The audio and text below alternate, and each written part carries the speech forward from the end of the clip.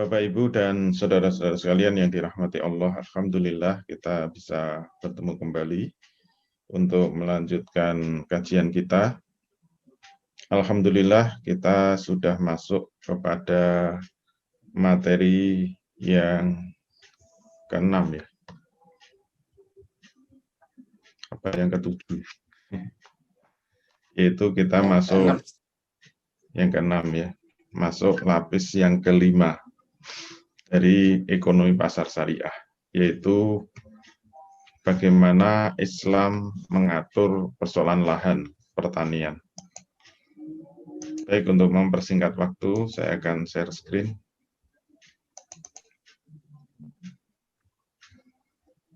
Jadi kita masuk ekonomi pasar syariah lapis ke-5, yaitu hukum lahan pertanian. Ini sudah pernah kita bahas dalam semester 1, tetapi sekarang kita tinjau dalam perspektif pasar ya. Kita tinjau dalam perspektif ekonomi makro. Baik, mengingatkan kembali bahwa untuk menegakkan ekonomi pasar yang berkeadilan harus dijaga dengan 8 lapis penjagaan, dan kita sampai kepada lapis yang ke-5, sudah mendekati titik sentralnya, yaitu bagaimana Islam mengatur persoalan lahan. Dan sudah berulang-ulang kita sampaikan, pengaturan ini untuk menjaga agar benar-benar persoalan pembagian ekonomi atau alokasi sumber daya ekonomi bisa berjalan secara adil. Kalau aturan ini tidak ditegakkan, pasti akan membuat ekonomi jomplang ya, ekonomi menjadi tidak seimbang, mengalami distorsi. Nah, khusus yang ke-5 ini kita akan melihat bagaimana lahan itu harus diatur, yang kalau tidak diatur menimbulkan benar-benar menimbulkan penguasaan lahan yang sangat tidak seimbang seperti yang terjadi di Indonesia. Jadi yang dulu sudah kita sampaikan di dalam stadium general, 74% lahan di Indonesia itu yang menguasai hanya 0,2% penduduknya. Bayangkan 0,2% menguasai 74% dari seluruh lahan di Indonesia. Maka jangan kaget kalau datanya nanti ada yang hanya beberapa orang, hanya 3 orang, 4 orang menguasai sampai 3 juta hektar, 4 juta hektar, bahkan ada yang 5 juta hektar. Ingat, 5 juta hektar itu hampir seluruh provinsi Jawa Timur, 5 juta. Jadi Jawa Timur itu 5,3 juta hektar. Jawa Tengah ada paling hanya sekitar 3,4 juta hektar. Itu sudah seluruh provinsi Jawa Tengah. Nah, penguasaan lahan-lahan sawit itu sudah sampai seperti itu. Ini tentu saja sangat mengerikan. Kenapa? Karena tidak diatur dengan ekonomi Islam. Baik, kita masuk pembahasan hukum lahan pertanian. Sebagai pengantar, Indonesia itu adalah negara agraris. Sebab sekitar 80% dari penduduknya menggantungkan mata pencariannya dari sektor pertanian. Namun kenyataannya komoditas pertanian tidak pernah menjadi penyangga utama perekonomian Indonesia. Sektor pertanian juga belum pernah menempatkan produk pertanian sebagai primadona komoditas ekonomi Indonesia. Tidak pernah menggembirakan, tidak pernah menguntungkan para petani, petaninya hanya tersingkir dari perekonomian, tertindas, benar-benar tidak pernah merasakan bagaimana nikmatnya bertani. Dan produk-produk pertanian juga tidak pernah menjadi primadona yang diandalkan sebagai penyangga ekonomi Indonesia, juga tidak pernah. Padahal 80% penduduknya itu petani. Justru nasib para petani di Indonesia tidak semakin sejahtera, bahkan semakin lama semakin terpuruk, semakin tertindas. Penguasaan lahan pertaniannya semakin menyempit, bahkan tidak sedikit yang akhirnya kehilangan kepemilikan lahan pertaniannya dan berubah menjadi buruh tani. Ini yang sangat memprihatinkan ya.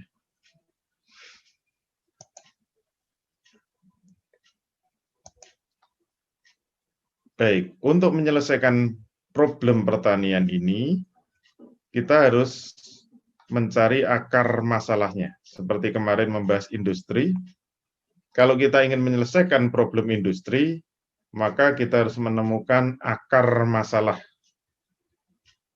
dari bidang pertanian ini.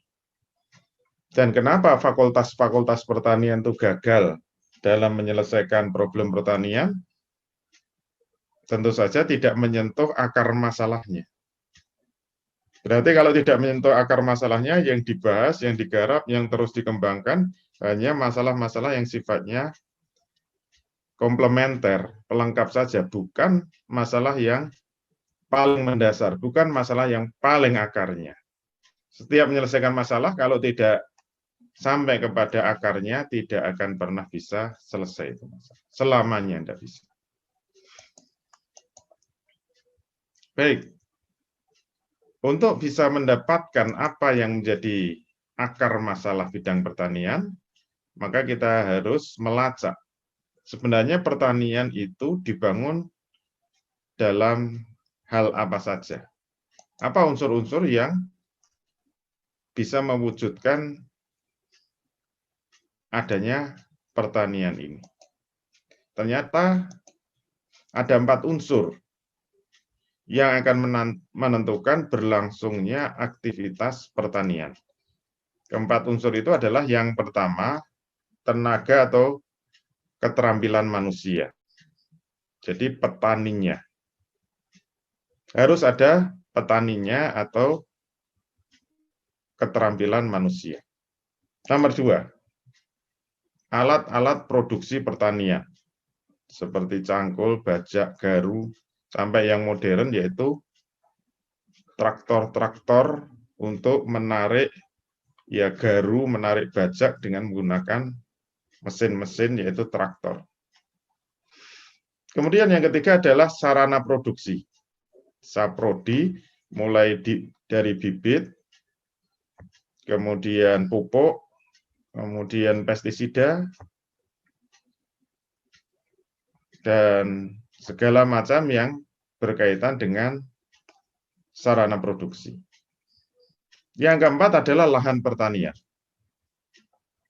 Nah, tugas kita adalah menemukan dari 4 ini yang paling asasi yang mana.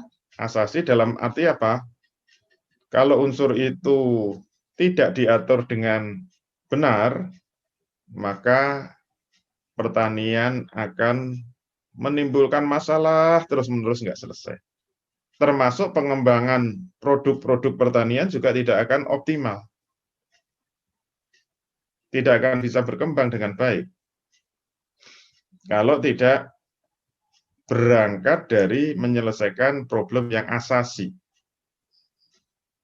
Nah, jawabannya adalah ternyata problem yang paling asasi, yang paling pokok, yang paling mendasar dari bidang pertanian itu adalah lahan pertanian.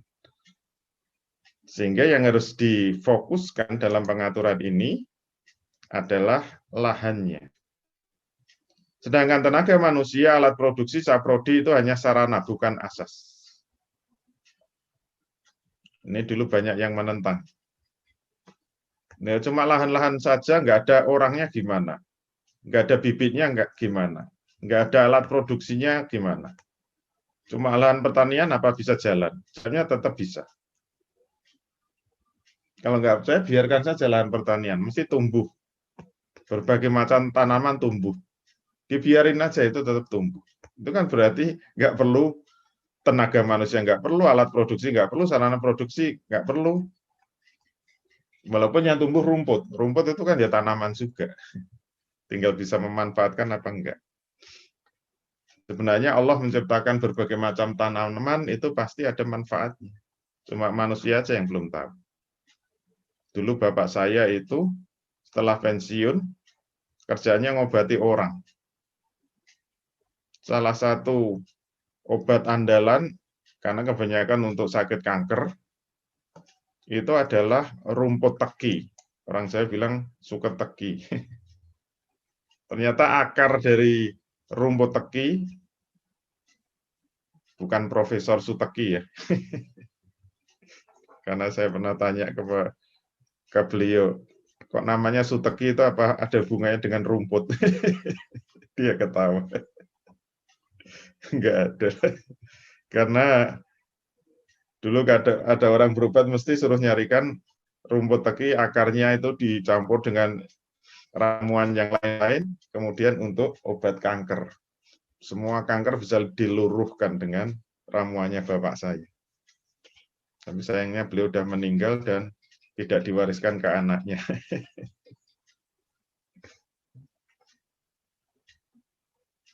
Ternyata walaupun rumput itu sangat bermanfaat kalau tahu. Apalagi ada rumput yang mahal, yaitu rumput gajah. Kalau rumput gajah itu memang dibudidayakan. Mahal sekali rumput gajah itu untuk pakan ternak. Oleh karena itu kesimpulannya apa? Lahan pertanian itu sebenarnya asas dari persoalan pertanian. Oleh karena itu, kalau ingin problem pertanian selesai, dengan seadil-adilnya, yang harus diatur adalah lahannya. Urusan nanti ngolahnya gimana, ditanami apa, pakai bibit apa, pupuknya apa, itu gampang, itu mudah. Intinya begitu. Selesaikan dulu pokok masalah. Kalau ini akar masalah nggak selesai, jangan ngomong pertanian. Pasti problem akan muncul sampai hari kiamat, gampangnya gitu. Buktinya apa? Bahwa lahan pertanian selalu membawa masalah, membawa problem. Kita lihat, persoalan lahan pertanian itu akan senantiasa menjadi problem yang tidak akan pernah ada habisnya. Bahkan dapat dikatakan, sepanjang sejarah manusia, problem penguasaan lahan pertanian akan senantiasa mewarnai dinamika kehidupan manusia. Kenapa dari dulu ada penjajahan negara atas negara, terjadinya perang antar negara, perang antar penduduk kampung, itu tidak akan lepas dari rebutan lahan pertanian. Termasuk di Indonesia, berbagai kerusuhan, persengketaan lahan, berbagai kerusuhan akibat persengketaan lahan, itu terus-menerus mewarnai dinamika pertanian di Indonesia. Baik itu persengketaan antar individu, antar perusahaan, perusahaan dengan masyarakat, negara dengan perusahaan, maupun antara negara dengan masyarakat.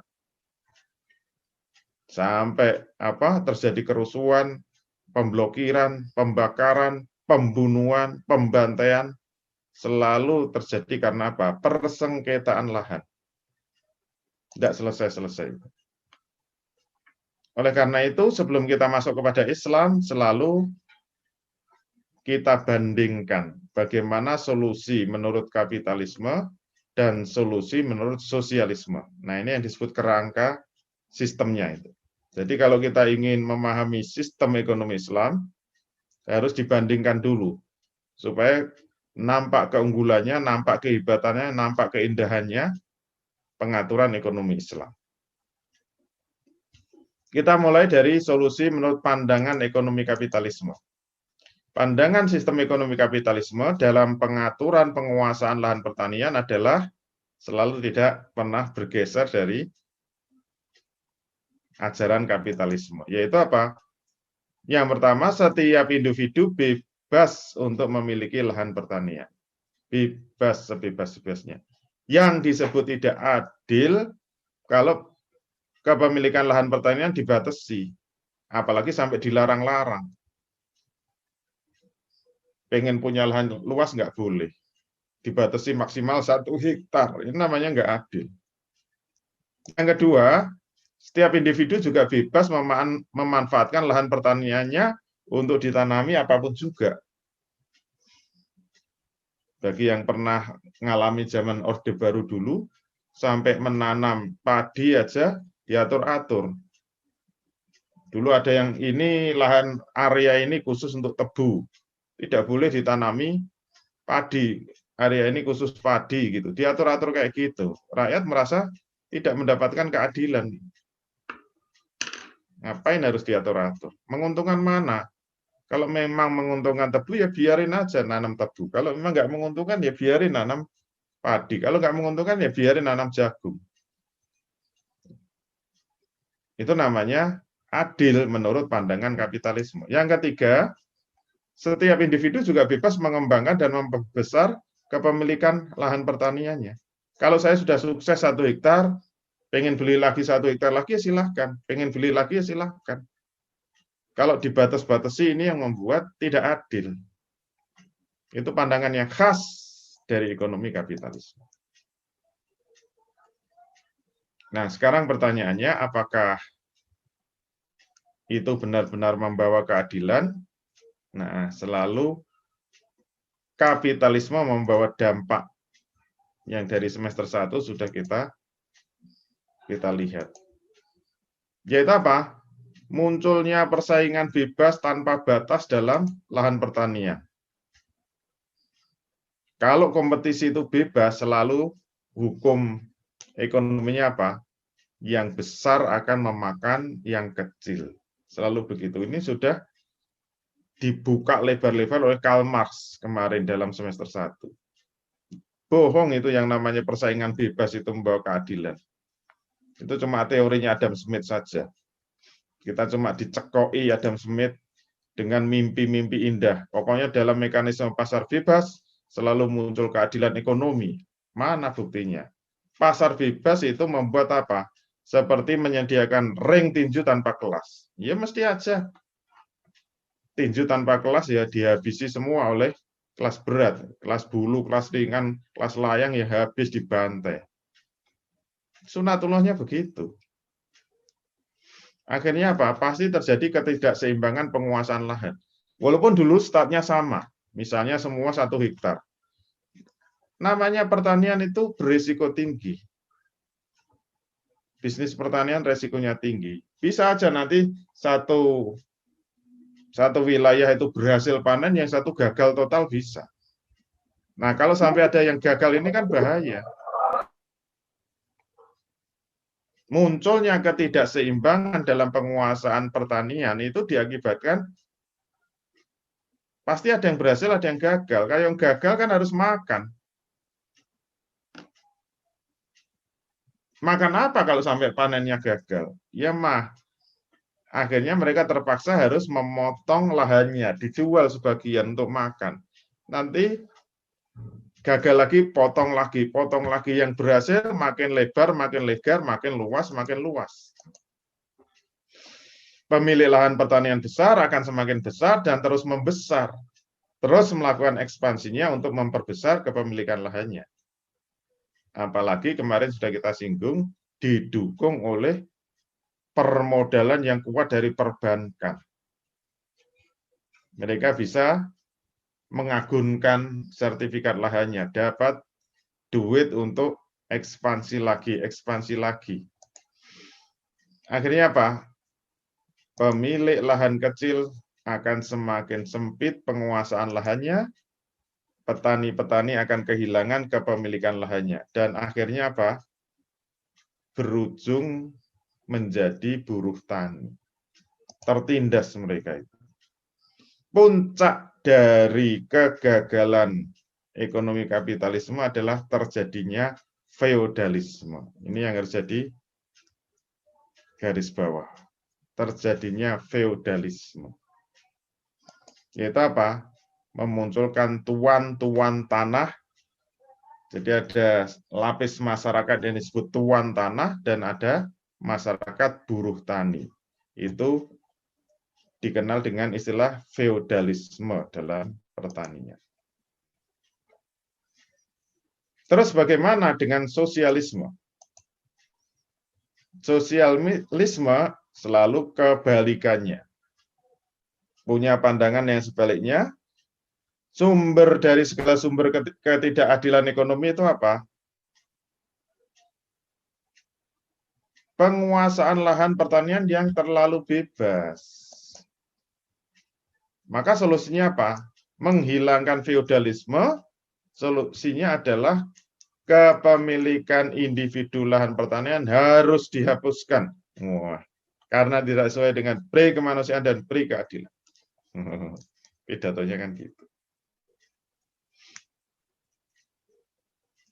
Walaupun dulu sudah kita bahas, solusi yang ditawarkan sosialisme ada 3 tingkatan ya.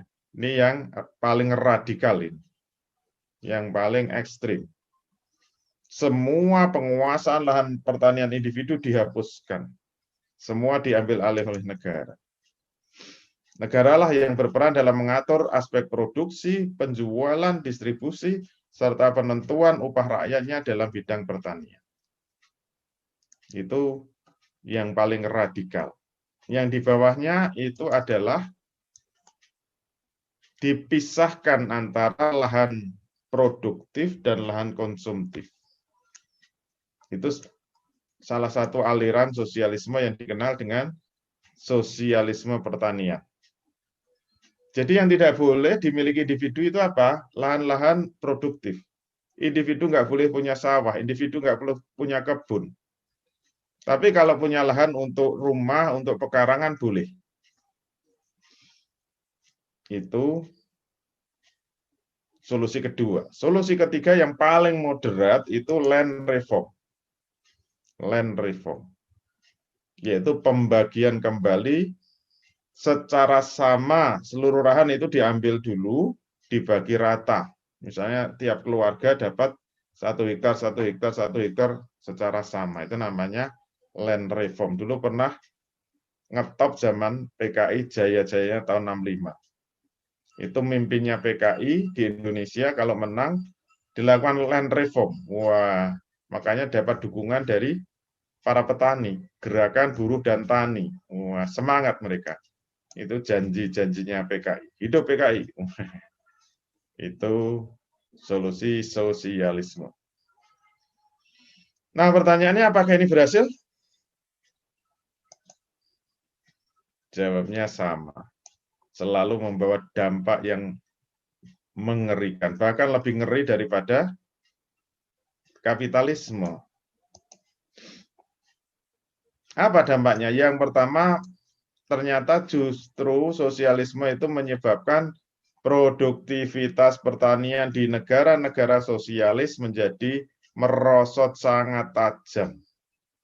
Kalah sama negara-negara kapitalis.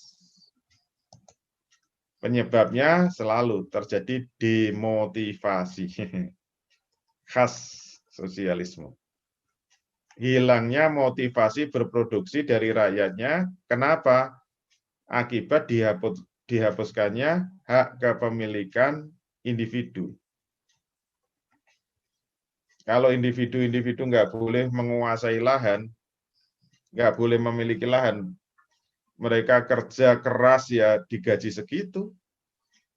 Apalagi upahnya sangat rendah. Misalnya saja dia bekerja keras 1 bulan dikasih upah 1 juta. Dia kerjanya setengah-setengah dikasih 1 juta. Dia kerjanya malas-malasan juga tetap 1 juta. Normalnya orang akan milih mana? Pasti akan milih malas-malesan.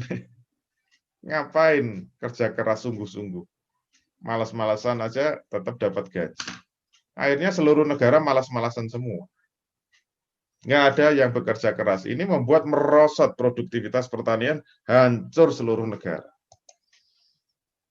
Termasuk diterapkannya land reform, sama. Kalau sudah dipatok maksimal 1 hektar, nggak bisa meningkat lagi, ya sudah. Mereka asal-asalan. Nah, kalau mereka sukses, dapat uang banyak, untuk apa? Mau nambah lagi lahan lagi udah nggak boleh. Males, semua mengalami demotivasi berproduksi. Nah, di sisi lain, penghapusan kepemilikan termasuk land reform itu sebenarnya tindakan yang zalim terhadap seluruh rakyatnya. Kenapa? Karena telah mencabut hak kepemilikan lahan. Dulu punya lahan luas, ada yang punya 1 hektar, 10 hektar, ada yang 100 hektar diambil begitu saja, kemudian dibagi rata. Itu kan menzolimi, apalagi diambil dikuasai negara semua. Gimana disebut adil? Adil bagi yang dulunya nggak punya lahan dikasih, itu adil. Yang dulu lahannya luas diambil, nah merasa terzolimi. Itulah yang menjadi dampak kegagalan ekonomi sosialisme dalam bidang pertanian. Kesimpulannya apa? Kalau digabungkan solusi-solusi buatan manusia itu maksimal 4. Nah, bolak-balik selalu kita jadikan tantangan. Apakah ada solusi kelima? Ini bolak-balik kita berikan tantangan. Kenapa hanya 4? Yang pertama, menurut akal manusia, sesuai dengan kapitalis, solusi yang adil dalam penguasaan lahan pertanian ya dibebaskan sebebas-bebasnya. Setiap individu atau swasta bebas memiliki lahan pertanian. Solusi kedua dari kapitalisme. Ada 3 kan tadi. Yang pertama, kepemilikan lahan dilarang secara keseluruhan. Yang kedua, hanya kepemilikan lahan pertanian saja yang dilarang. Kalau lahan-lahan konsumtif seperti pekarangan boleh. Dan yang ketiga, land reform. Nah, kalau ditotalkan 4. Jadi, itulah sekeras-kerasnya akal manusia berpikir memberikan solusi kepada penguasaan lahan pertanian, ya mentok-mentoknya selalu 4 itu saja.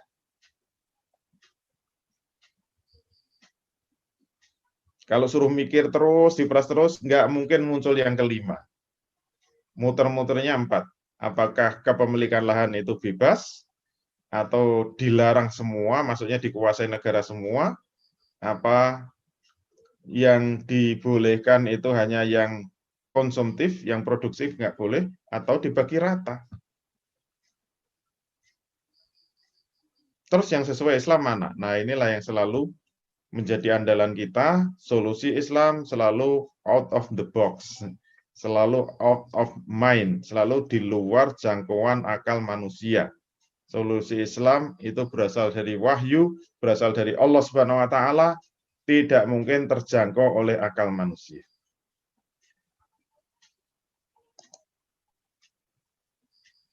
Nah, mari kita buktikan. Mari kita buktikan.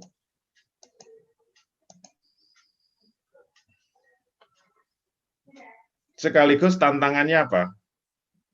Kalau memang ini solusi yang paling adil, karena berasal dari zat yang maha adil, yang berasal dari Allah Subhanahu wa taala,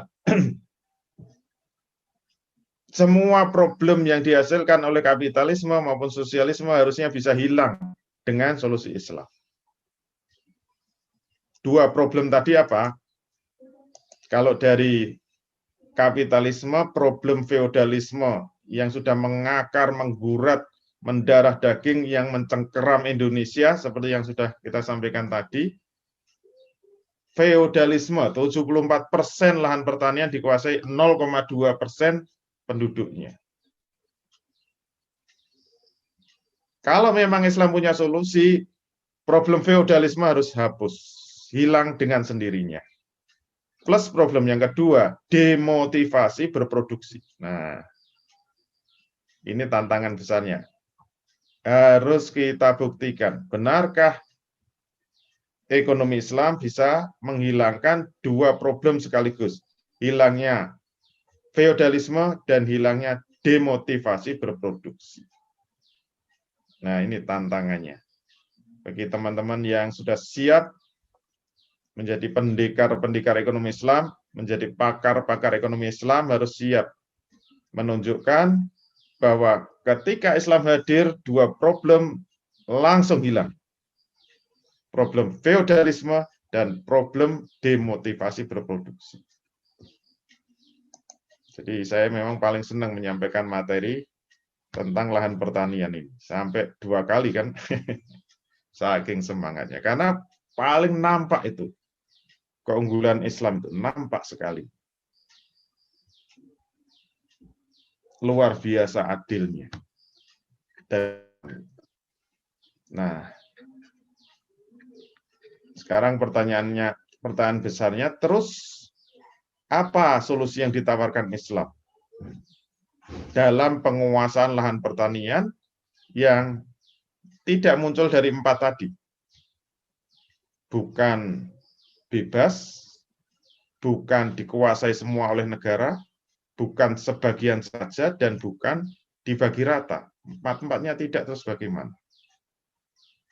Apakah ada solusi yang kelima yang langsung menyelesaikan 2 problem tersebut? Ini yang paling menarik kan di situ. Ternyata jawabnya benar-benar di luar akal manusia. Saya kalau lagi ngajar di kelas, mesti saya suruh nyoba. Coba, apakah Anda kalau berpikir, sebebas-bebasnya berpikir, bisa menjangkau solusinya itu bisa sama persis dengan yang berasal dari Islam? Belum pernah berhasil. Karena apa? Benar-benar out of mind. Di luar jangkauan akal manusia. Yaitu apa? Ternyata solusi yang ditawarkan oleh ekonomi Islam, yang dulu sudah kita jelaskan, diperoleh dengan metode istiqro'i, metode induktif. Coach. Yaitu apa? Yaitu penyatuan kepemilikan lahan pertanian dengan produksi. Nah, ini aneh bin ajaib kan. Selalu out of mind, di luar jangkauan akal manusia. Solusi yang ditawarkan Islam dalam penguasaan lahan pertanian adalah penyatuan kepemilikan lahan pertanian dengan produksi. Maknanya apa? Boleh menguasai lahan pertanian sebebas-bebasnya, syaratnya cuma satu, harus mau memproduksinya. Kalau tidak mau memproduksinya, dia kehilangan kepemilikan. Ini yang luar biasa. Ini namanya solusi yang benar-benar smart, benar-benar adil. Nanti ujung-ujungnya akan kita ketahui bahwa nanti yang akan dimuliakan oleh Islam tetap petani. Petani akan mendapatkan tempat yang mulia setinggi-tingginya. Sehingga apa? Diharapkan produktivitas pertanian ya melaju dengan kencangnya. Gitu loh yang diharapkan. Oke, karena ini metode istiqro'i, dulu sudah kita bahas di semester 1, yang paling sulit itu adalah menarik kesimpulan hukumnya itu. Ini yang paling sulit. Alhamdulillah angkatan pertama sudah ada yang masuk semester 4 ya, sudah masuk metodologi. Nah, sudah mulai apa? Sudah mulai pada puyeng, pada pusing.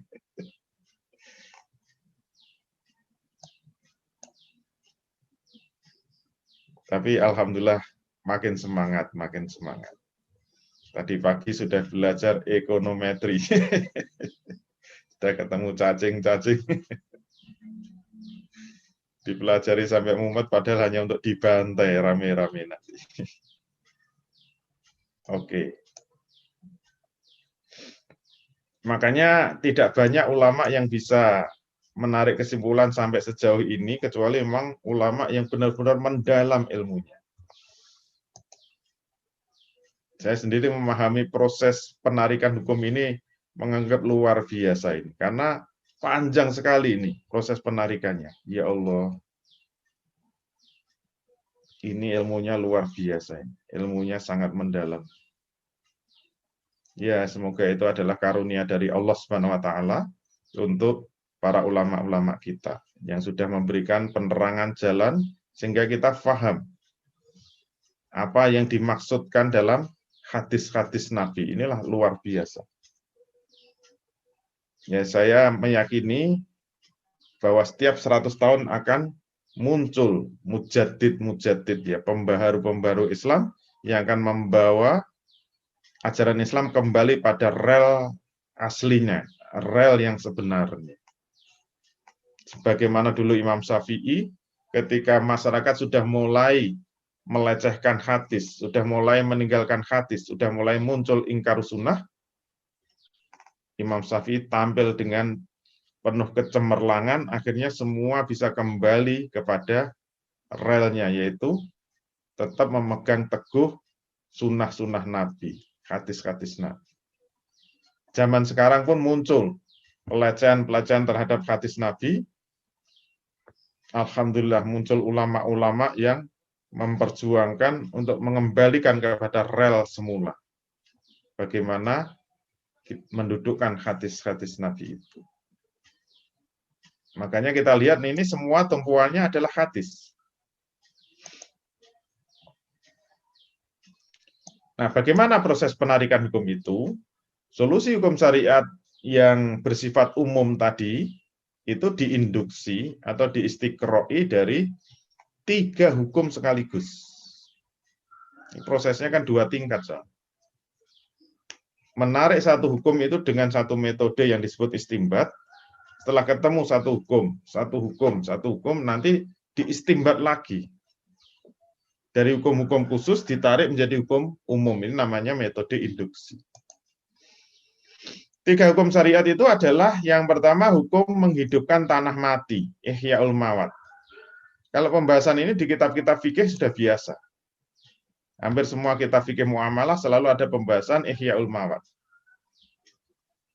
Tapi yang saya belum menemukan itu dari hukum-hukum ini kemudian ditarik menjadi hukum umum di atasnya. Yang tadi kita kenal dengan apa? Penyatuan kepemilikan lahan dengan produksi. Ini ya yang benar-benar cemerlang itu ya ini, kesimpulan induksi ini menjadi hukum umum. Tidak terpecah-pecah gitu. Karena kalau terpecah-pecah itu nampaknya jadi jelek Islam itu, kayaknya kok nggak adil. Terutama yang ketiga nanti. Yang kedua ini juga biasa, hukum larangan menterlantarkan lahan pertanian selama lebih dari 3 tahun. Ini belum luar biasa.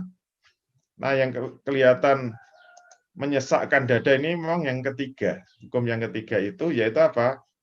Hukum larangan menyewakan lahan pertanian. Ini yang menyesakkan dada.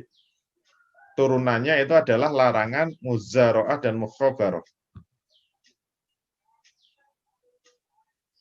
Nah, ini pertaruhannya di sini. Jadi, dari 3 hukum ini kemudian diinduksi, diistiqroi menjadi hukum yang umum. Yaitu apa? Penyatuan kepemilikan lahan pertanian dengan produksi. Kesimpulan hukum yang umum ini diinduksi dari 3 hukum. Ihya'ul Mawat, larangan menterlantarkan lahan lebih dari 3 tahun, dan larangan menyewakan lahan pertanian.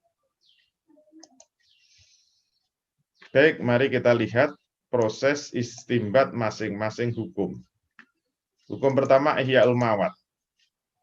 Hukum ini membolehkan setiap individu untuk memiliki lahan mati, lahan kosong, lahan terlantar, yang tidak nampak ada bekas suatu pagar, tidak nampak ada tanaman budidaya, bekas-bekasnya, tidak ada nampak bekas bangunan dan sebagainya. Caranya dengan apa? Cukup memagarinya. Seluas apapun yang dia kehendaki, syaratnya cuma 1. Mau menghidupkannya. Mau berapa hektar silahkan. Kalau zaman Nabi sejauh kuda berlari. Bilal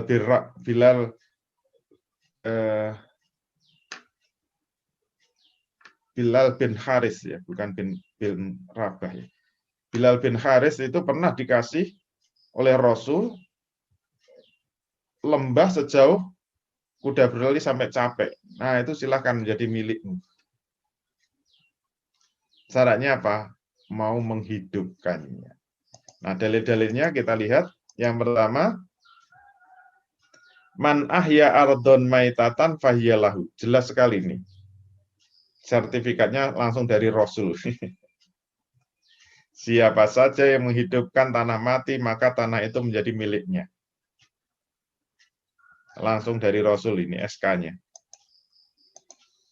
Man ammaro ardon laisat li ahadin fahuwa ahaqqu biha. Siapa saja yang memakmurkan lahan yang tidak dimiliki oleh siapapun, maka dia berhak atas lahan itu. Jelas sekali itu. Dalil berikutnya.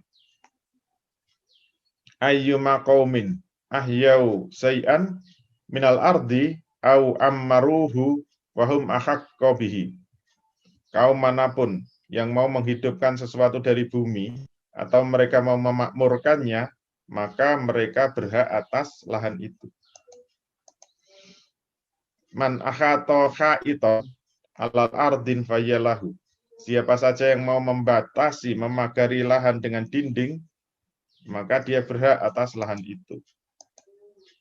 Man ahato ala say'in fayalahu. Siapa saja yang membatasi sesuatu dengan dinding, maka dia berhak atas lahan itu. Banyak sekali hadis-hadis yang menunjukkan hukum ihya'ul mawat.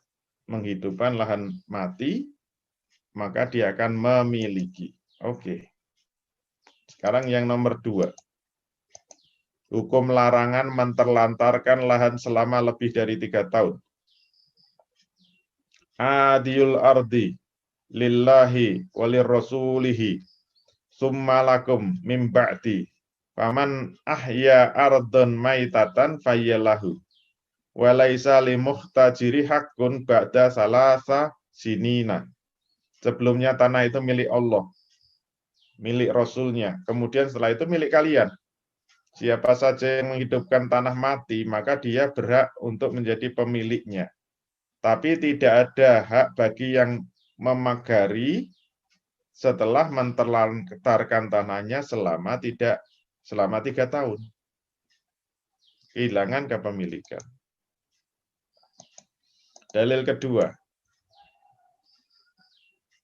Yahya bin Adam meriwayatkan melalui sanad Amr bin Su'aib, dia mengatakan Rasulullah Shallallahu Alaihi Wasallam telah memberi sebidang tanah kepada orang dari Muzainah dan Zuhainah. Kemudian mereka menterlantarkannya. Lalu ada suatu kaum yang menghidupkannya. Terjadi persengketaan kan? Itu zaman Khalifah Umar bin Khattab. Terus kita lihat bagaimana Umar bin Khattab menyelesaikan problem itu. Umar berkata, "Lau kanat qati'atun minni au min Abi Bakrin la raddatuha. Walakin min Rasulillahi sallallahu alaihi wasallam." Qala wa qala Umar, "Man attola ardon salasa sinina lam yu'ammirha faja'a ghairuhu fa ammaroha fahiyalahu." Ini kata Umar begitu. Kalau seandainya tanah tersebut itu pemberian dariku atau pemberian dari Abu Bakar, tentu aku akan mengembalikan tanah itu kepada Muzainah dan Zuhainah. Akan tetapi sayangnya lahan itu pemberian dari Rasul Shallallahu Alaihi Wasallam. Kemudian Amr bin Su'aib berkata, Umar kemudian mengatakan, siapa saja yang mengabaikan tanah selama 3 tahun dan tidak dia kelola, lalu ada orang lain yang mengelolanya, maka tanah itu menjadi miliknya yang mengelola itu. Jadi Muzainah dan Zuhainah kalah. Karena apa hitungannya Umar bin Khattab? Itu tanah kan pemberian dari Rasul. Sudah melewati zaman Abu Bakar. Abu Bakar itu 3 tahun kan pemerintahannya. 3 tahun kurang dikit. Abu Bakar aja 3 tahun terus sampai zaman saya. Kalau seandainya itu tanah pemberian zaman Khalifah Abu Bakar atau pemberian dari saya, yang menang siapa? Yang menang Muzainah dan Zuhainah. Kenapa? Karena belum 3 tahun. Kalau itu pemberian dari Rasul, otomatis sudah melewati 3 tahun. Karena pemerintahan Khalifah Abu Bakar saja 3 tahun. Berarti Muzainah dan Zuhainah sudah menterlantarkan tanah itu lebih dari 3 tahun. Kok kemudian ada yang menghidupkannya? Siapa yang berhak? yang menghidupkan Muzainah dan Juwainah kehilangan miliknya. Siapa yang menang? Kata Umar bin Khattab, yang menghidupkan. Kemudian Umar berkata, siapa saja yang mengabaikan tanah lebih dari 3 tahun, kemudian ada yang mengambilnya, menghidupkannya, maka dia yang berhak. Oke. Karena itu disampaikan Umar, dan para sahabat masih ada, dan para sahabat mendiamkan, itu bisa masuk kategori dalil syariat yang berasal dari ijma' sahabat. Namanya ijma' sukuti. Dalil berikutnya. Nah, Bilal bin Haris, ya benar. Bilal bin Haris al-Muzni. Abu Ubaid telah mengeluarkan sebuah riwayat dari kitab Al-Amwal dari Bilal bin Haris al-Muzni, bahwa Rasul Shallallahu Alaihi Wasallam telah memberikan lembah secara keseluruhan. Wah, sejauh kuda berlari itu. Tapi ketika dia berkata, pada masa Umar bin Khattab, Umar berkata kepada Bilal, kasusnya sama kayak Muzainah dan Juhainah tadi. Anna Rasulullah Shallallahu Alaihi Wasallam lam yuktika litahjurohu alan nasi. Inna ma'akto'aka lita'mala. Fakhud ma qadar ta'ala amaratihi waruddal baki. Itu nasihat Abu Bakar begitu. Bahwa ini yang disampaikan Khalifah Umar kepada Bilal. Bahwa Rasul Shallallahu Alaihi Wasallam itu tidak memberikan lembah secara keseluruhan kepadamu, itu kamu pagari saja, sehingga orang-orang tidak bisa mengambilnya. Tapi Rasul memberi kamu itu lembah secara keseluruhan untuk apa? Agar kamu mau menggarapnya. Kalau kamu nggak bisa menggarapnya, maka ambillah sebagian dari lembah itu yang mampu kamu kelola, dan yang lain yang tidak kamu bisa kelola, harus kamu kembalikan kepada negara, karena dulu pembelian Rasul sebagai kepala negara, kembalikan kepada negara, nanti akan diberikan kepada yang mampu mengelolanya. Nah, itu dalil dari Umar bin Khattab. Dalil berikutnya,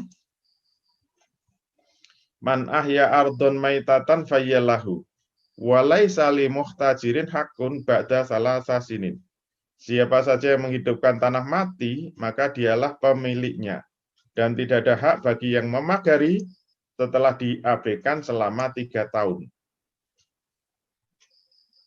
Jelas ini dari hadis riwayat Imam Al-Baihaqi.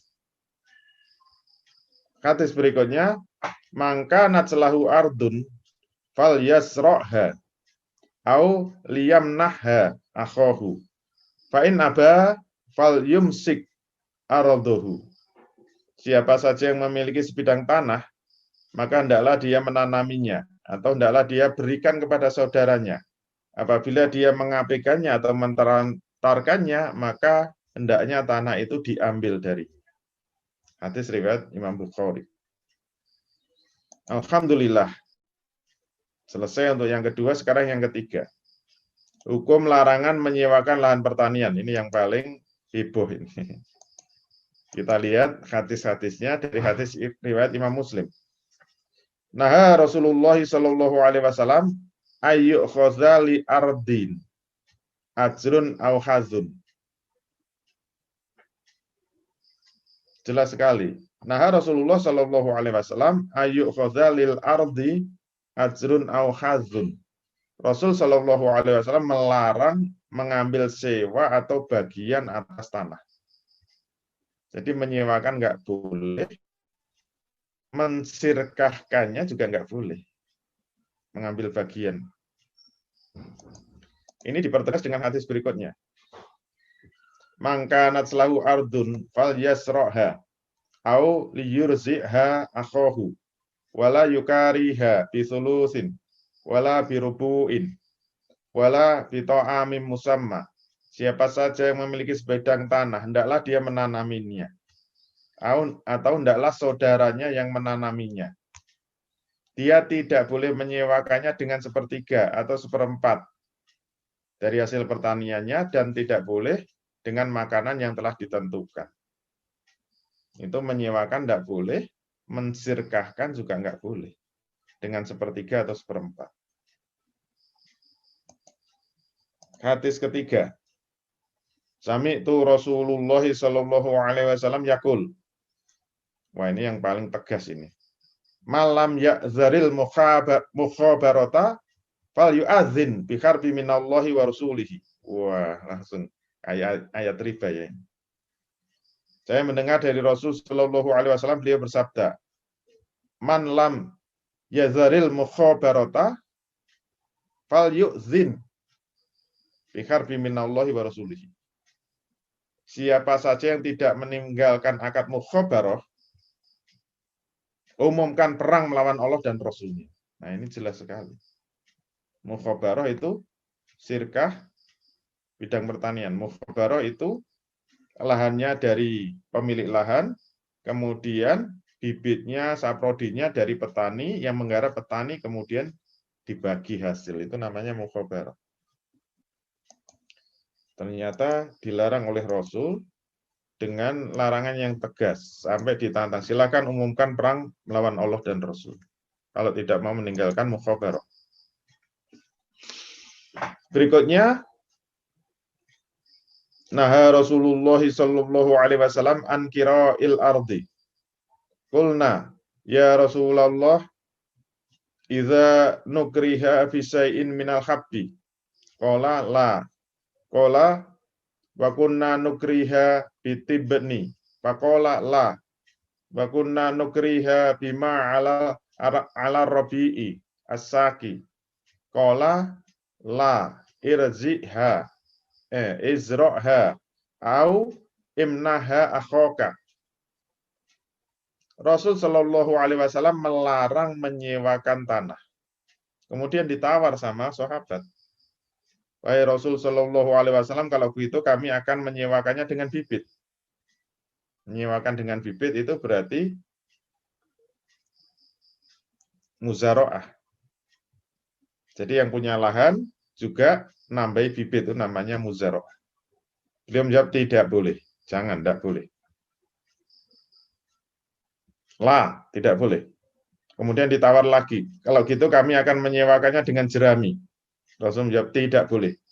Kalau begitu kami menyewakannya dengan sesuatu di atas robi yang mengalir, ya, di antara pematang sawah. Jawab beliau tidak boleh. Ini kalau kita belajar metodologi istinbatul ahkam, kalau Rasul sudah sampai 3 kali melarang itu jazm jatuhnya. Ditawar terus sampai 3 kali, tidak boleh, tidak boleh, tidak boleh, sudah jazm. Berarti hukumnya haram. Kamu tanami atau kamu berikan tanah itu kepada saudaramu. Berarti menyewakan benar-benar nggak boleh. Hadis berikutnya. Annahu zara'a aradun famarra bihi annabi sallallahu alaihi wasallam wa huwa yaskiha. Fasalahu limanil zar'u wa limanil ardu.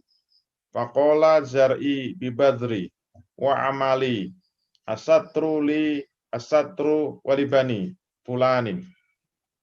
Faqala arbaituma. Ini saya sampai kuning-kuning ya. Arbaituma faruddal ardo ala ahliha wa khud nafaqataka. Bahwa dia ini Rafi ya, sahabat Rasul. Dia Rafi telah menanami sebidang tanah. Lalu Rasul lewat. Rasul Shallallahu alaihi wasallam melewatinya. Kemudian Rasul tanya kepada Rafi yang sedang mengairi sawahnya. Rasul Shallallahu alaihi wasallam bertanya kepada Rafi, milik siapa tanaman ini dan milik siapa lahan ini? Rafi menjawab, ini tanamanku dan benihku dan kerjaku. Hasilnya sebagian untuk aku dan sebagian untuk pemilik lahan, si fulan. Ini namanya mukhabarah tadi. Beliau langsung menegur dengan sabdanya, kamu berdua telah melakukan riba. Jadi disamakan dengan praktek riba. Mukhabarah disamakan dengan riba. Faruddal ardo ala ahliha. Kembalikan lahan itu kepada pemiliknya. Wakhud nafakotaka. Kemudian kamu minta semua biaya yang telah kamu keluarkan. Kalau enggak, ya kamu dianggap melakukan praktek riba. Berarti apa? Haram. Nah, bagaimana kita bisa menunjukkan bahwa itu solusi yang menghilangkan dua problem sekaligus? Yang pertama, problem demotivasi dari sosialisme, yaitu peningkatan produksi pertanian. Islam memberi kebebasan bagi individu untuk memiliki lahan seberapapun luasnya selama masih mampu memproduksinya. Hal itu diharapkan tidak akan ada lahan yang kosong menganggur. Semua lahan itu akan produktif. Ini akan buat produktivitas pertanian naik terus. Nggak ada lahan kosong, nggak ada lahan terlantar. Islam juga membebaskan pengembangan komoditas pertanian untuk menjamin terjadinya diversifikasi di bidang pertanian. Dengan adanya kebebasan kepemilikan individu, maka apa jaminannya? Produktivitas pertanian akan terus melaju, terus meningkat, karena apa? Motivasi berproduksi akan tetap terjaga. Jadi problem-problem rendahnya produktivitas karena demotivasi berproduksi, sebagaimana yang muncul dalam pertanian sosialisme, bablas ini bisa teratasi. Oke. Bagaimana dengan feodalisme? Ternyata Islam menjamin terjadinya pemerataan di bidang pertanian. Kita buktikan. Adanya larangan menterlantarkan dan menyewakan lahan pertanian, maka keserakahan dalam kepemilikan lahan dapat dicegah. Peluang dari buruh tani untuk memiliki lahan pertanian menjadi terbuka selebar-lebarnya. Kenapa? Karena ini menterlantarkan nggak boleh, menyewakan nggak boleh. Nggak akan ada feodalisme. Terus siapa yang berhak memiliki lahan? Pasti siapapun yang memiliki keterampilan pertanian, skill yang tinggi, yaitu para petani, itulah yang mendapatkan penghargaan setinggi-tingginya, karena dialah yang berhak memiliki lahan.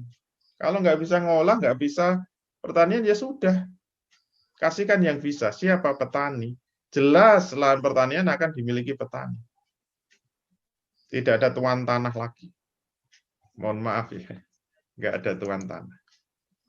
Bagi pemilik lahan luas, masih ada satu peluang sebenarnya. Boleh sebenarnya, mengupah petani itu boleh. Akadnya ijarah boleh. Kalau bagi hasil nggak boleh, ijarah boleh. Memang bagi petani pemilik lahan luas, jika tidak mampu menggarapnya, dapat mengugah petani.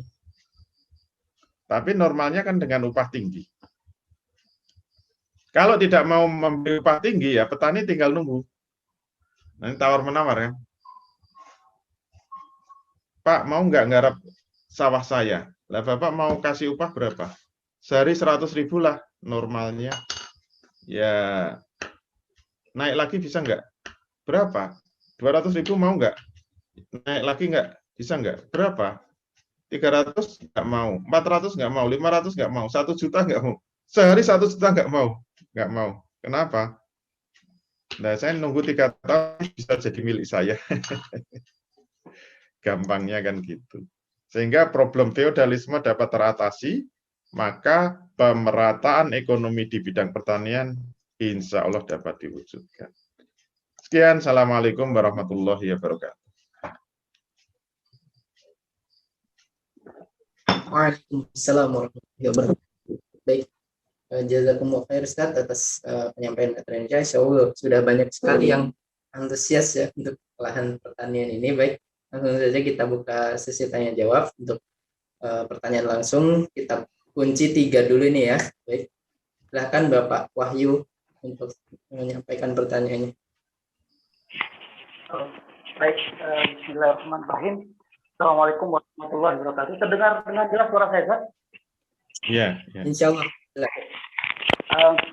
Baik, ini terkait dengan sistem solusi yang ditawarkan oleh sistem sosialisme yang tadi Ustaz sampaikan, yaitu berupa penghapusan kepemilikan tanah pertanian atau land reform itu tadi, Ustaz.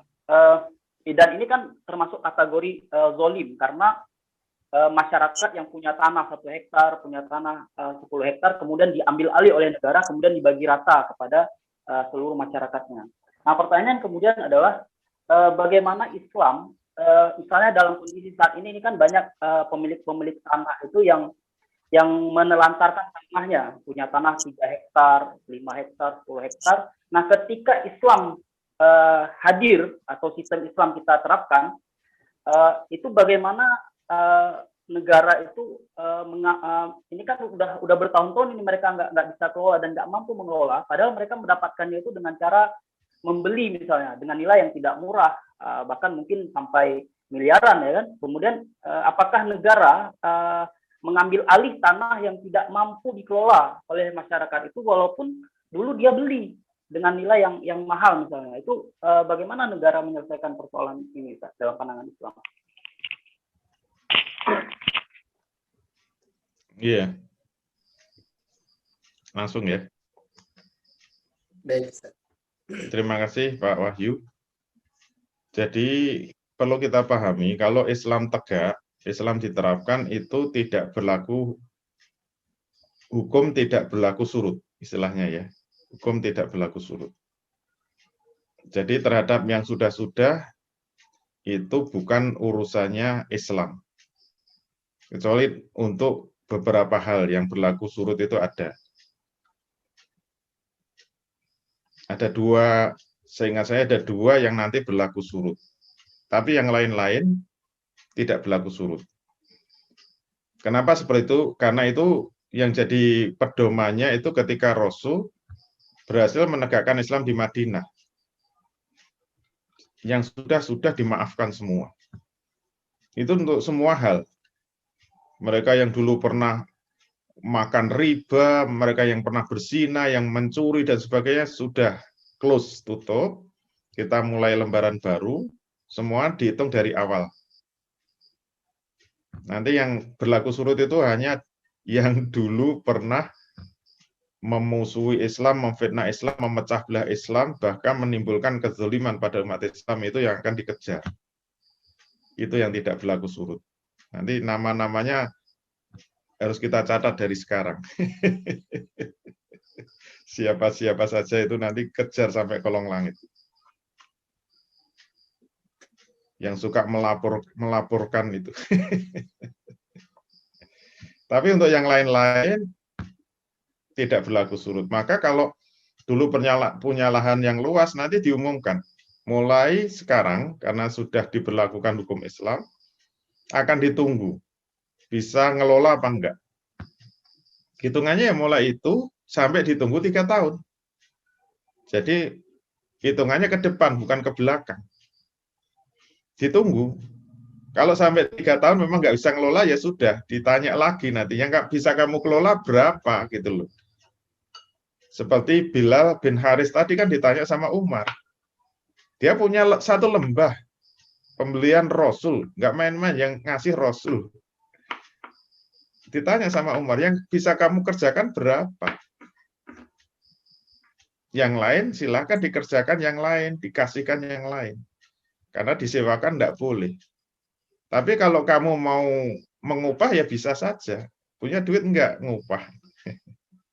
Karena ijarah itu harus pasti upahnya. Tidak boleh mengupah dengan bagi hasil. Itu enggak boleh. Namanya muzaroah atau mukhabarah.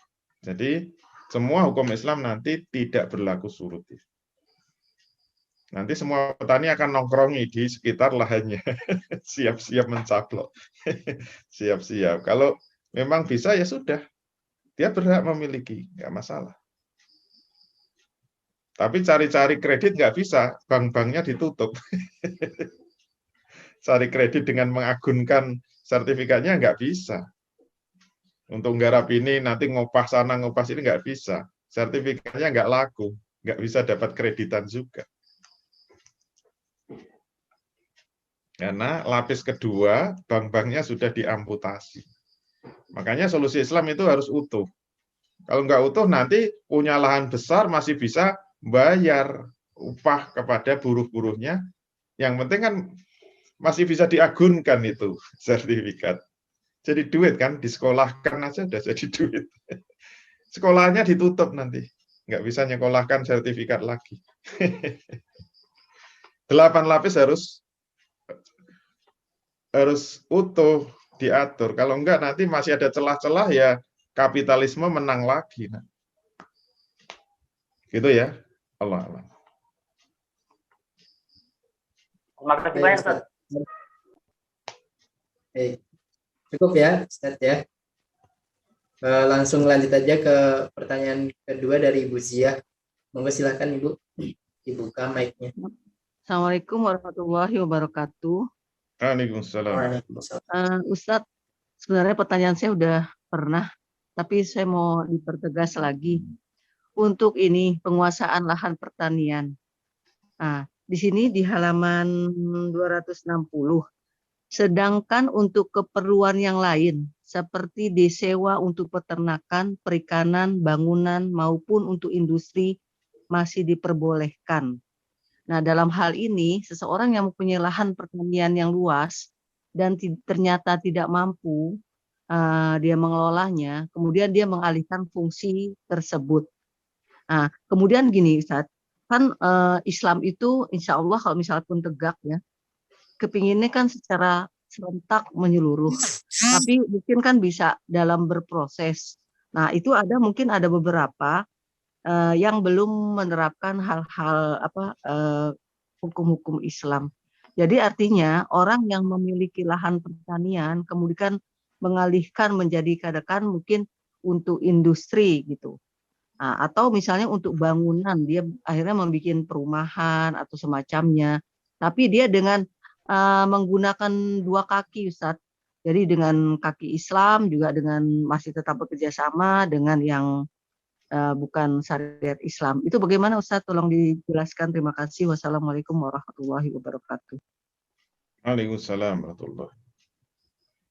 Kalau Islam tegak, nanti akan diselesaikan dengan kacamata Islam, dengan sudut pandang Islam, dengan aturan-aturan Islam. Ya nanti tinggal akan dicek saja gitu loh. Karena Islam itu mudah saja kok. Kalau memang tidak ada pelanggaran, selama itu halal ya silahkan. Misalnya dia mau pakai itu disewakan untuk kepentingan peternakan, ya silahkan. Karena boleh ya silahkan. Untuk kepentingan industri, kepentingan apa saja silahkan. Yang penting kan nanti ada yang menyewa enggak gitu. Jangan dipikir terus saya punya lahan luas, pura-puranya saya sewakan. Pertanyaan ada yang nyewa enggak gitu. Saya punya lahan 1 hektar. Sekarang itu mungkin mudah disewakan karena ada kemudahan dapat modal juga kan. Selalu hubungannya sama bank. Selalu hubungannya sama pasar modal. Ingat, kalau Islam tegak secara kafah, itu sumber dananya sudah tutup itu, sumber permodalannya. Jangan seenaknya ngomong, ini kan nanti mudah saya sewakan. Pertanyaannya ada yang menyewa enggak? Kalau enggak ada kan, mau nggak mau dia harus mengolahnya, memproduktifkannya menjadi produktivitas pertanian. Dia ditunggu aja. Kalau memang ada nyewa silahkan. Untuk dimanfaatkan ke yang lainnya silahkan. Ini persoalannya ada duit enggak gitu loh. Mau bangun properti. Nanti kalau membahas properti kan enggak boleh jualan properti hanya gambar-gambar saja kemudian dikredit kan enggak boleh. Hukumnya sudah sangat jelas, tidak boleh jualan properti kecuali rumahnya harus sudah mewujud. Kalau rumahnya belum wujud tidak boleh jualan, hanya gambar saja. Cuma lahan kemudian gambar dijual tawarkan enggak boleh itu. Pertanyaannya kalau memang harus dibangun, punya duit enggak? mau utang kemana? Banknya udah ditutup. Jual Nggak tanah boleh. untuk perumahan nggak boleh. Nggak boleh. Jual kafling aja belum ada rumahnya nggak Kalau boleh. jual kapling saja boleh. Tapi kalau jual rumah belum ada rumahnya ya nggak boleh. Dengan akad salam nggak boleh, akad istisna nggak boleh. Nggak boleh. Nanti semester 6 kita bahas. Semester 6, lama banget. Tapi kalau mau jual kaplingan ya silahkan, boleh. Kalau ada yang mau beli. Kalau nggak ada yang mau beli kan nunggu 3 tahun, itu juga jadi milik saya. Oh, tetap nunggu 3 tahun. Nunggu 3 Oh, tahun karena kan. itu fungsinya masih tetap kembali lagi ke asal ya, karena belum Iya, dijual. sudah Oh, lanjut di kapling-kapling, tawar-tawarkan sampai 3 tahun nggak laku. mm-mm. Ya sudah bancaan kan nanti. Oh, jadi tanah pertanian lagi. Iya. Kalau yang sudah awalnya punya tanah kafling yang mau awalnya sudah punya tanah untuk perumahan, kemudian sistem Islam itu tegak, itu Ya bagaimana? silakan enggak apa-apa. Nanti kan Itu nggak nunggu 3 misalnya dia tahun kan? tanah niatnya memang untuk kaplingan, kan nanti di kapling-kapling terus ditawarkan kan. Nanti yang dilihat itu nganggur terus karena nggak laku kan terlantar, namanya nanti bisa dianggap itu terlantar. Kecuali kalau sudah dibangun itu namanya tanah untuk bangunan. Tapi kalau tanahnya nganggur kan itu namanya terlantar. Jadi tidak diperuntukkan apa-apa, itu namanya tanah terlantar. Nanti kalau ada yang garap gimana? Kecuali kalau itu terlantar tapi nggak bisa digarap, dipaculi nggak bisa. Tanahnya isinya cuma batu-batu. Ya silakan kalau nggarap, nggak bisa juga. Nggak ada yang mau. Tapi kalau tanahnya subur, itu niatannya memang untuk perumahan. Tapi kalau itu subur, ditawar-tawarkan nggak laku-laku. Petani ngerti tanah subur itu langsung tergiur kan. Kalau dicangkuli terus gimana itu?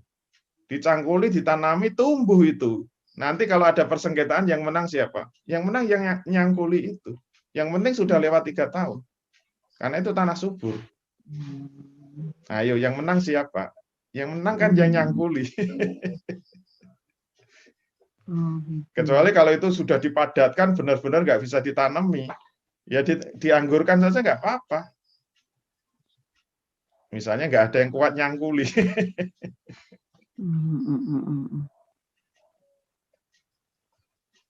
Atau sudah Jadi di pondasi-pondasi. Nah, itu nggak bisa diganggu itu. Sudah di pondasi. Sudah di kapling-kapling, sudah di pondasi. Nah, itu nggak bisa dibacak lagi nanti. Gitu ya, Allah. Masya Allah. Jadi walaupun cuma lahan pertanian yang diatur, itu berarti dampaknya itu ke bidang-bidang yang lain ya. Iya. Insya Allah, ke bangunan, ke industri peternakan, ke perikanan, dan sebagainya. Iya. Luar biasa. Syukron Ustaz. Alhamdulillah. Insya Allah bisa dipahami sekalian. Ya begitulah memang integral dan komprehensif ya, menyeluruh. Baik, lanjut ke pertanyaan ketiga ya, untuk dari Bu Yeni. Monggo silakan Bu. Assalamualaikum warahmatullahi wabarakatuh.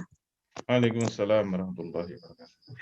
Yang saya mau tanyakan itu Ustadz, kalau dulu di zaman Rasul legalitas untuk penentuan hak pilih lahan itu seperti apa Ustadz? Karena kalau sekarang kan kita pakai sertifikat surat tanah gitu, menyatakan itu miliknya seseorang. Nah, kalau di zaman Rasul dan para sahabat dulu, tadi kalau kita nengok Umar bin Khattab gitu kan, dia juga punya andil di situ untuk mengarahkan para sahabat terhadap lahan tadi kan. Nah, itu apakah campur tangan pemerintah dalam hal ini khalifah itu dalam menentu legalitas itu di tangan khalifahnya ataukah seperti apa? Gitu Ustadz. Ditanyakan. Iya. Kalau zaman Rasul itu administrasi belum berkembang. Dan administrasi itu hukumnya mubah. Artinya hal-hal yang kaitannya dengan surat-surat tanda bukti seperti sertifikat, akte dan sebagainya itu belum berkembang zaman Rasul. Maka sebagai bukti itu adalah milik, itu seperti hadis-hadis tadi. Dipagari gitu. Syarat itu jadi milik dipagari. Harus ada tanda-tanda itu dipagari. Kalau pagar zaman Rasul itu bisa dengan batu yang disusun rapi sehingga mengelilingi lahan itu yang banyak ditemukan di hadis. Atau dengan ditanami secara melingkar gitu, bahwa itu ada batasannya sehingga itu orang tahu bahwa itu ada yang memiliki. Kalau sudah ada batasannya, nanti ada apa-apa, kalau terjadi persengketaan negara akan turun. Dan seperti biasa, kalau ada persengketaan, nanti siapa yang menggugat harus bisa membuktikan, siapa yang digugat itu harus bersumpah. Itu cara ahkamul bayyinah, cara pembuktian dalam Islam. Itu zaman Nabi yang administrasi belum berkembang. Perkembangan administrasi mulai tertib itu baru zaman Umar bin Khattab. Khalifah Umar bin Khattab memerintahkan para sahabat untuk belajar sampai Romawi, belajar administrasi. Dan belajar administrasi itu boleh ke orang kafir, karena itu mubah kan. Terus itu diterapkan, sehingga apa? Mulai ada pendataan. Semua kepemilikan lahan itu tercatat. Semua yang mengatur itu Baitul Mal kalau dalam Islam. Semua, jadi Baitul Mal itu ada diwan-diwannya. Diwan itu kayak departemen ya. Departemen-departemennya termasuk ada yang mengarsip. Semua ada arsipnya. Itu mulai zaman Umar bin Khattab. Ada pengarsipannya. Ini tanah Khorojiyah. Tanah Khorojiyah luasnya seberapa. Sampai Umar itu nyari, yang terkenal itu orang Persia. Orang Persia yang ahli mengukur tanah. Sampai menaksir kadar kesuburan tanah. Karena Umar itu nanti akan menarik khoroj. Khoroj itu ditentukan oleh tingkat kesuburannya juga. Tanah yang subur nanti khorojnya lebih tinggi dari yang tidak subur. Itu harus ada yang ahli menaksir. Itu sudah zaman Umar. Jadi mulai rapi, tertib, ada pengarsipan, ada pendataan, ada pencatatan, itu sudah ada di zaman Umar bin Khattab. Itu makanya khalifah yang benar-benar luar biasa di dalam menata kenegaraan Islam itu ya Umar bin Khattab. Tapi tetap hanya wilayah administrasi. Kalau wilayah hukum-hukum, yaitu sudah sejak zaman Rasul sudah diatur oleh syariat Islam. Begitu ya. Yaitu ibaratnya seperti nikah. Nikah itu sah tidaknya kan ijab kabul, kemudian ada 2 orang saksi. Yang penting kan 2 orang saksi, ada apa-apa, saksinya itu yang dipanggil. Benar nggak itu sudah nikah? Karena belum ada pencatatan zaman Nabi. Tapi sudah sah. Nah, sekarang kan tinggal nambah ada akte nikah. Itu namanya idari ya. Itu namanya administrasi. Tinggal ngikuti aja, kertas aja gampang. Gitu ya. Allah. Satu lagi Ustadz, kalau ini tadi kan dalam kepemilikan itu dibatasi 3 tahun itu.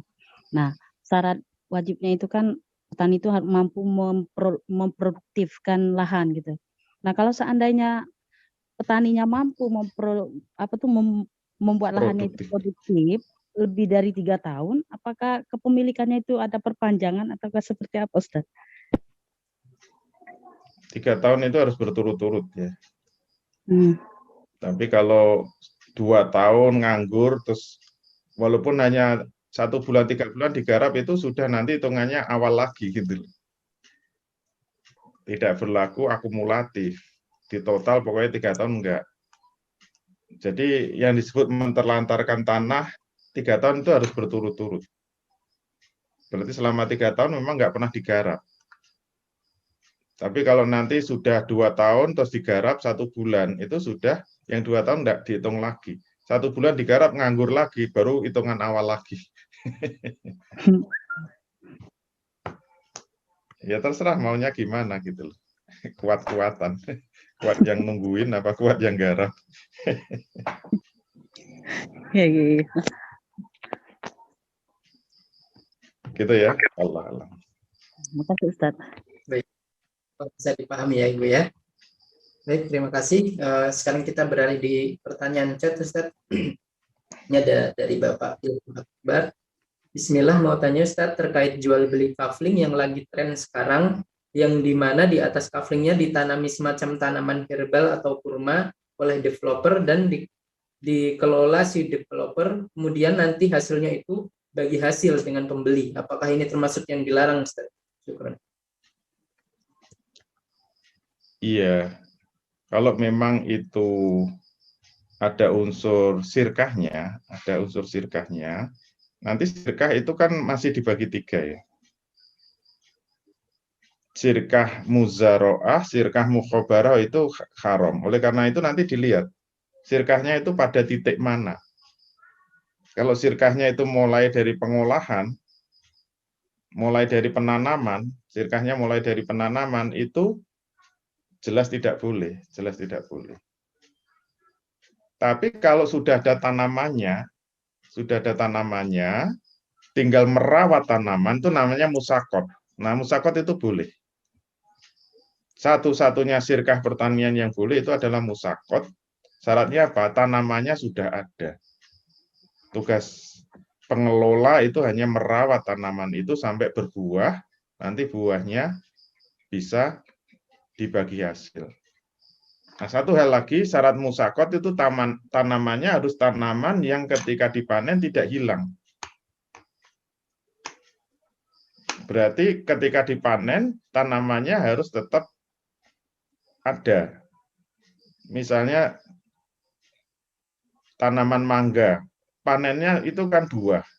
Kalau buah dipanen kan mangganya masih tetap. Di zaman Nabi dulu korma. Korma di Khaybar itu dulu Rasul melakukan sirkah kepada penduduk Khaybar dengan menyirami, namanya musakot, dari kata yaski kan, menyirami. Mereka menyirami itu, makanya sirkahnya disebut musakot. Ketika panen korma, kormanya masih ada.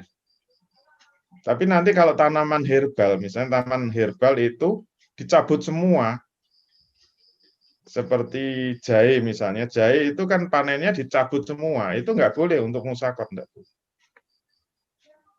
Yang boleh ya tidak harus buahnya, misalnya karet itu kan yang diambil getahnya, itu boleh, yang nanti disirkahkan hasil getahnya. Atau teh itu boleh, yang dipanen kan daunnya, daun dipanen dijual untuk bagi hasil boleh, selama tehnya kan enggak hilang. Tapi kalau herbal nggak boleh, kalau memang panennya dicabut semua atau dipotong semua, nggak boleh.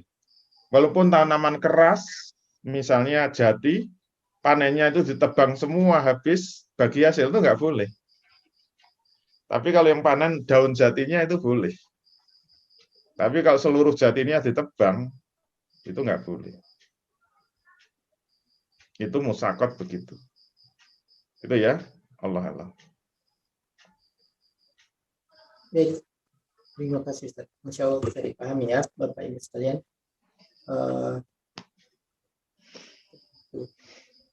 Satu pertanyaan lagi Ustaz, tapi sebenarnya seperti sudah terjawab ya, cuman nggak apa-apa, ada sedikit intermezzo juga. Ustaz, yang masuk pada lahan pertanian yang jika 3 tahun tidak digarap, hak miliknya atas tanah itu gugur.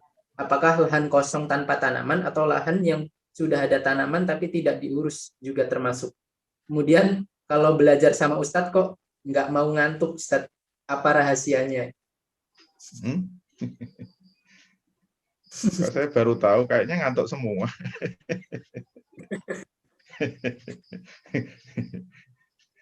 Kok saya merasa pada ngantuk. Kayak Simbah lagi cerita sama cucunya. Saya kalau ngisi kan enak kan, bisa ditinggal tidur kayak cerita-cerita. Kalau ada yang melek ya alhamdulillah. Nah, mana yang disebut nganggur atau tidak, ukurannya itu tanaman liar atau tanaman budidaya. Kalau yang tumbuh tanaman liar itu berarti diterlantarkan. Namanya tanaman liar itu tumbuhnya liar, tidak ditanam.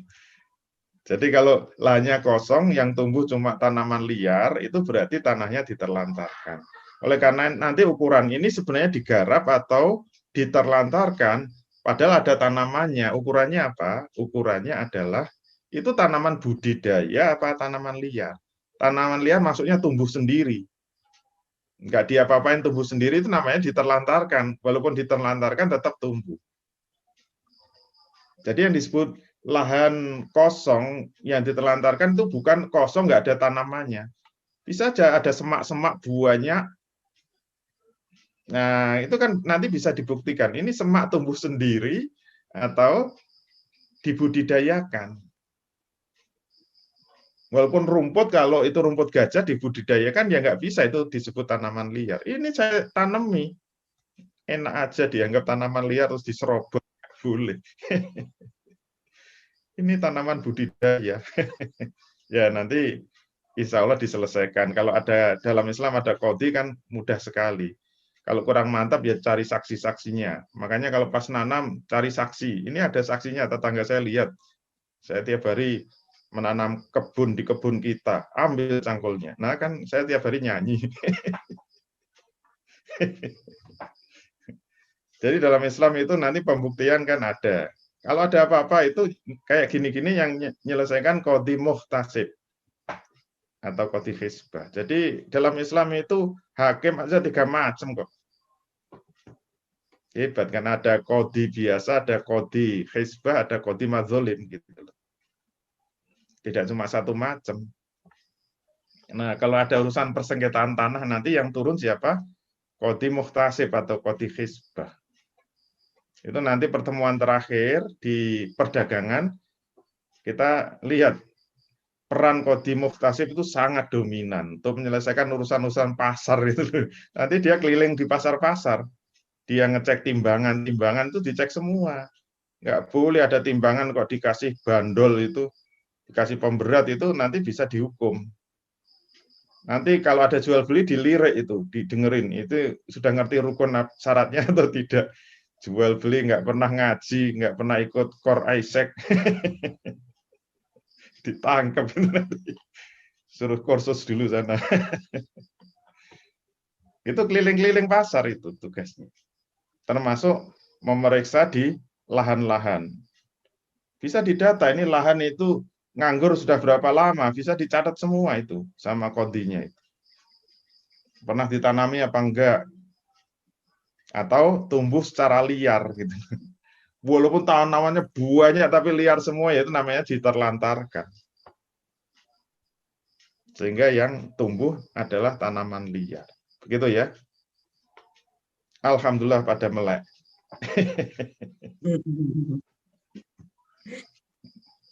Alhamdulillah, Ustaz. Sepertinya pada melek semua, cuman nggak nampak, Ustaz. Iya. Baik, begitu ya. Ada yang melek tapi pakai kacamata hitam. Namanya Buya Tuki. Kata itu melek apa pakai kacamata tapi merem.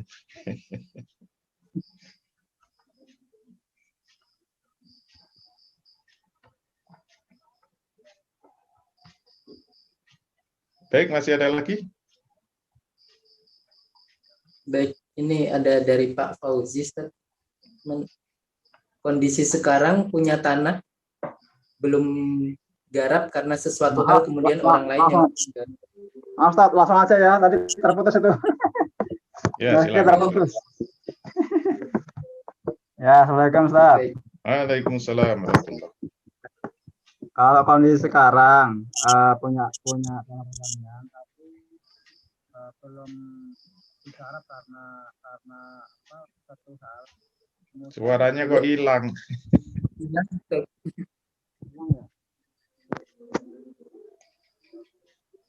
Assalamualaikum Ustaz, jelas Ustaz. Alhamdulillah jelas. Ya, kalau kondisi sekarang punya tanah misalnya, tapi belum belum menggarap sendiri karena satu hal, terus kemudian disuruh orang lain untuk garap. Hasilnya diambil dia sendiri semuanya. Itu status kepemilikannya seperti yang tadi masih gugur nggak? Artinya orang itu hanya diberikan manfaat dari tanah tersebut. Terima kasih. Ya kalau sekarang nggak ada hukum Islam kan, yang berlaku hukum negara. Yang jadi pegangan sekarang kan sertifikat. Mau nganggur sampai 5 tahun, 10 tahun, selama masih pegang sertifikat, ya nggak bisa diambil orang. Nggak bisa, diambil orang nggak bisa. Walaupun dia nanami, kemudian dia mengklaim sesuai hukum Islam, ya tetap nggak bisa. Namanya hukum Islam nggak berlaku kok. Nanti yang punya ngeluarkan sertifikat udah masuk penjara itu. Yang ngaku-ngaku. Selesai urusan. Ya, artinya syar'inya tetap belum berubah, nggak gugur Ustaz ya. Kepemilikan syar'inya maksudnya. Dalam Islam pun kalau itu diterlantarkan nggak ada yang ngambil pun dia tetap masih bisa memiliki kok. 5 tahun diterlantarkan tapi nggak ada yang garap, ya tetap itu miliknya. Buktinya apa? Bilal bin Haris tadi sudah 5 tahun loh itu. Diberi zaman Rasul, melewati zaman Abu Bakar 3 tahun, masuk zaman Umar. Itu udah 5 tahun. Itu sama Umar masih berhak memiliki. Kenapa? Silakan kamu garap yang mampu, yang lain kasihkan. Berarti kan dia masih memiliki, bukan hilang semua gitu. Artinya dalam Islam pun, kalau itu nganggur sampai 10 tahun, nggak ada yang garap, nggak ada yang nyerobot, ya tetap itu jadi miliknya terus juga nggak apa-apa. Salahnya nggak ada yang garap. Mungkin penduduknya cuma sedikit, dimiliki terus juga nggak apa-apa. Itu kan kehilangan milik kalau ada yang garap. Oleh karena itu bukan berarti kalau sudah 3 tahun berturut-turut dianggurkan terus langsung secara hukum syariat hilang status kepemilikannya, enggak gitu. Enggak gitu. Dimiliki terus enggak apa-apa. Cuma dalam hukum Islam kalau ada yang garap itu loh. Nanti kan terjadi persengketaan. Nah, yang menang siapa? Yang menang yang garap. Kalau dalam Islam. Begitu ya. Ya, bisa dipahami. Baik. Insya Allah. Baik, Ustaz, ini ada pertanyaan terakhir ya, sekaligus closing statement, Ustaz. Ini ada dari Ustaz Wahyu Ihsan lagi. Ustaz, boleh nggak dalam Islam itu nanti melakukan pendataan kepemilikan tanah secara online? Sehingga kalau seseorang mau cari tanah, tinggal cek saja di website misalnya, oh tanah ini sudah 2 tahun terlantar, tanah ini 6 bulan, lagi sudah habis, bisa diambil alih seperti itu. Sehingga pemburu lahan bisa merebutnya segera. Begitu, Ustaz. Bagaimana hukumnya? Ya, semuanya boleh. Semua yang bisa mendukung terhadap semakin jelasnya pelaksanaan syariat Islam itu jelas dibolehkan. Apalagi sampai menimbulkan kesempurnaan. Itu bisa menjadi wajib malah. Karena dinaungi oleh kaidah fikih, mala yatimul wajibu illa bihi fahuwa wajibun. Apa-apa suatu kewajiban yang tidak sempurna pelaksanaannya kecuali dengan sesuatu, maka sesuatu itu menjadi wajib hukumnya. Jadi nanti kalau memang keperluan sertifikat tanah itu sangat urgen, maka itu bisa menjadi wajib. Karena kalau tidak ada sertifikasi itu menimbulkan persengketaan, misalnya begitu. Termasuk digitalisasi, onlineisasi, ada onlineisasi, kepemilikan lahan. Ya itu kalau memang bisa membuat semakin sempurna pelaksanaan hukum syariat, ya silakan saja. Islam itu memang karakternya begitu. Semua hal yang bersifat teknis dan administratif, kalau memang itu semakin membuat pelaksanaan syariat Islam itu semakin bagus, semakin sempurna, yaitu bisa diatur oleh negara. Bahkan bisa menjadi wajib. Seperti lampu traffic light, merah, hijau, kuning, terus apa? Merah, kuning, hijau, di langit yang biru.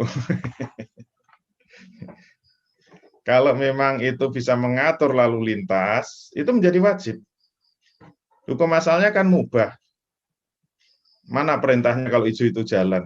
dalilnya mana, kan enggak ada. Merah berhenti, nanti dibalik juga boleh, merah jalan, tapi kan bingung, malah menimbulkan doror. Ya sudah, yang ada itu merah berhenti, hijau jalan, ya sudah, dipakai, itu bisa menjadi wajib. Namanya mukhalafah, itu aturan yang dibuat khalifah, yang hukum asalnya itu mubah, bisa menjadi wajib kalau itu untuk menghilangkan kemudorotan, menghilangkan doror antar pengguna jalan. Kalau perempatan nggak dikasih traffic light, ya hancur itu perempatannya. Enggak ya, kendaraannya. Bisa tabrakan di perempatan. Begitu, semuanya mengikuti. Ini usulan yang bagus, nanti dibuat onlineisasi kepemilikan lahan. Kalau bisa diakses online kan nanti yang punya juga, kurang 1 bulan, segera saya garap. Nanti kan kecelek, yang siap-siap kecelek.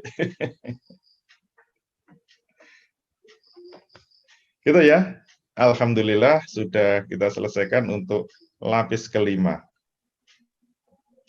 Untuk berikutnya, insya Allah kita akan masuk lapis ke-6, yaitu ketenaga kerjaan, nanti lapis ke-7 masih ada permodalan, dan lapis ke-8 puncaknya yaitu perdagangan. Semoga kita masih diberi kesabaran dan keistiqomahan dan kemelean sehingga tidak ngantuk. Tapi alhamdulillah kalau melek semua, sehingga kita bisa selesaikan ini semester 2 ya. Semester 2, dan ekonomi Islam insya Allah kita tuntaskan 3 semester ya. Materinya 3 semester, baru kita anggap sudah tuntas, tas dalam pemahaman sistem ekonomi Islam yang kafah. Baru nanti kalau mau pertempuran, mau ikut terus bertempur, ya lanjutkan semester 4, 5, 6. Itu tingkat lanjut.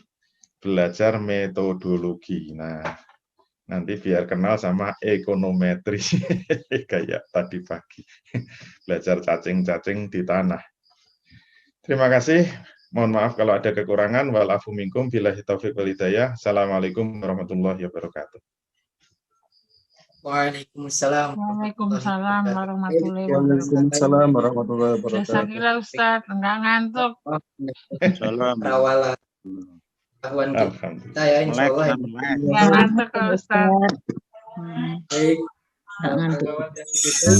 Untuk ini baca hamdalah dan hadis. Subhanallahumma wa bihamdihi. Assalamualaikum warahmatullahi Semoga istiqomah dalam menuntut ilmu ya. Amin. Kita dan kita semua tentunya senantiasa dalam Allah. Baik. Billahi taufiq wal hidayah. Assalamualaikum warahmatullahi wabarakatuh. Waalaikumsalam warahmatullahi wabarakatuh. Jazakumullah.